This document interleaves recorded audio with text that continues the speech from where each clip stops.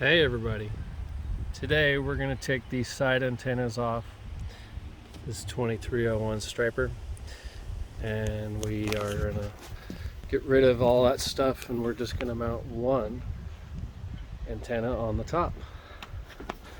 Quick backing plate from some scrap stainless.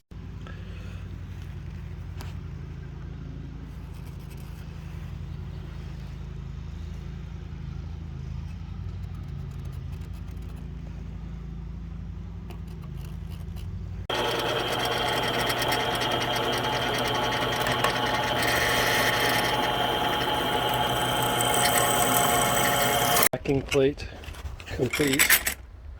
Gasket, I'm just simply going to cut around this nice and straight, and I'm going to... You may wonder what is inside of the Alaska package hardtop.